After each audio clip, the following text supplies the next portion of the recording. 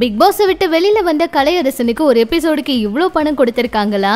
திவ்யா கமருதீன் அவர்கிட்ட நேரடியா இந்த கேள்வியை கேட்க, பாரு அவங்க சொன்ன விஷயத்த பிரஜின் அவர் உடைச்சு பேச, பாரு அவர்கிட்ட நீ இப்படியெல்லாம் பேசுறியான்னு கமருதீன் அவரு கேட்டாரு.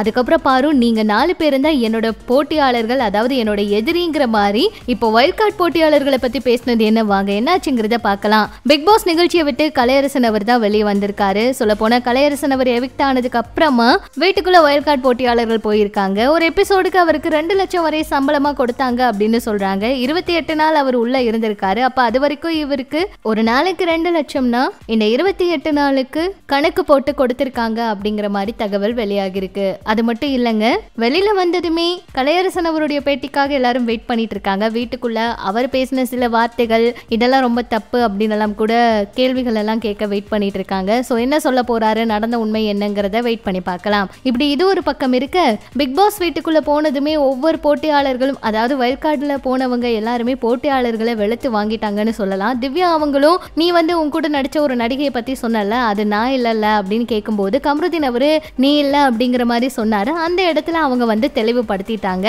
அடுத்து பாரு அவங்க இந்த மாதிரி கமருதீன் என்கிட்ட பேசினா அப்படிங்கறத திவாகர் அவர்கிட்ட சொன்ன விஷயத்த போட்டு உடைச்சு சொல்லும் போது கமருதீன் அவரு, நான் தான் அது எதுவும் வேண்டான்னு சொல்லி விலகி போயிட்டேன்ல, அப்புறம் எதுக்கு நீ தனியா எல்லாம் பேசுற அப்படிங்கிற மாதிரி கேட்கிறாரு. இல்ல நாங்க இததான் பேசிட்டு இருந்தோம் அப்படிங்கிற மாதிரி பாரு அவங்க சொல்றாங்க. அது மட்டும் இல்லாம பாரு அவங்க இன்னைக்கு பேசும்போது, அதாவது வைல்ட் கார்டுல வீட்டுக்குள்ள வந்த 4 பேர் 4 விதமா பேசுவாங்கன்னு சொல்றாங்களா, அந்த 4 பேர் நீங்க தான் என்னோட இனிமேல் போட்டியாளரா இருக்க போறீங்க. வெளியில எல்லாம் பாட்டு உள்ள நீங்க எல்லாருமே கரெக்டா விளையாடுற மாதிரி பேசுறீங்க. உங்களை பார்த்து எனக்கு பயம் இல்ல. நான் சொன்ன 4 பேர் நீங்க தான்.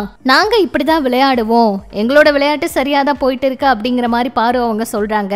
பாரு அவங்க வைல்ட் கார்டு போட்டியாளரை பயங்கரமா கேள்வி கேட்டு பேசுனது சுவாரஸ்யமா இருந்தாலும், வர்ற வாரங்கள்ல பாரு அவங்க ட்ரிகர் ஆகாம இருப்பாங்களா அப்படிங்கிற கேள்வியும் இருக்கு. அதுக்கேற்ற மாதிரி முதல் நாளே ரொம்ப கோவப்பட்டு சண்டை போட ஆரம்பிச்சிட்டாங்க. வைல்ட் கார்டு போட்டியாளர்கள் சண்டையில இறங்கி இருக்காங்க.